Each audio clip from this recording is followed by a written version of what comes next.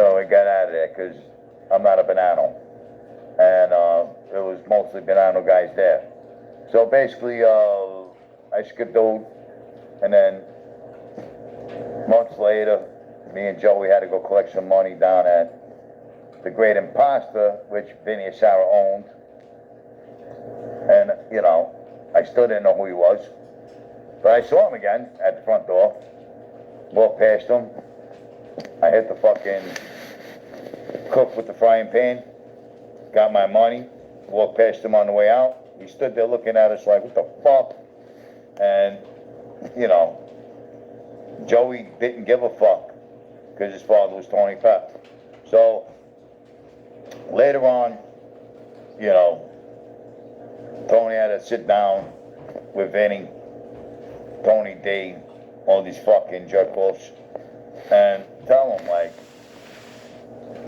I'm his nephew and hands the fuck off. Tell Peter to leave me the fuck alone. So Peter was told to stay away from me.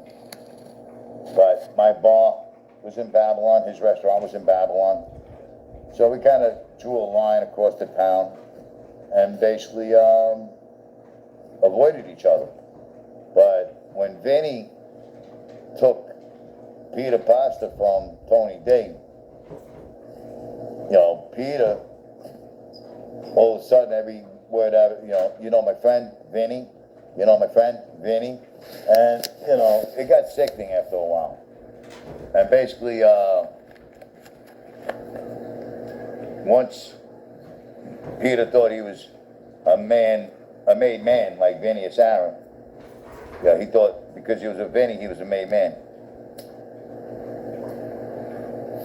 He thought he was going to get proposed. Vinny promised him a button. So, Peter was giving like $5,000 a week to Vinny to hang out with him. And Vinny let him run his mouth and get away with murder. So, what happens is, Peter decides he wants to hang out with me again. And he comes by my bar with his crew. And he calls me outside, you know, tries to put on the show. And, you know, I walk outside because I know he's not going to do nothing. And I'm like, what's up? So he's like, you know, trying to push up on me a little bit. I said, listen, Bo. I said, you know, you got all your boys here. None of them are going to help you. None of them are going to help you. They came here to watch you get beat up. Do yourself a favor. He said, don't make me embarrass you. And I went back inside my bar.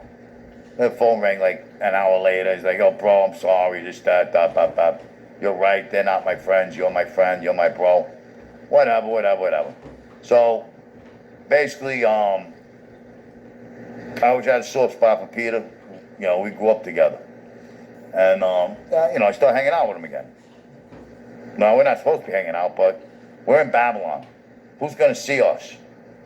Tony Pep's not going to see me hanging out with him. Tony Pep's kids never came to Babylon. I used to have to go out to them. They never came out to me. They never came to my bar once, those kids. So, the only kid that came to my bar was Cousin Red. Cousin Red would come there to pick me up. You know, he'd come pick me up to bring me over to Anthony's house. But,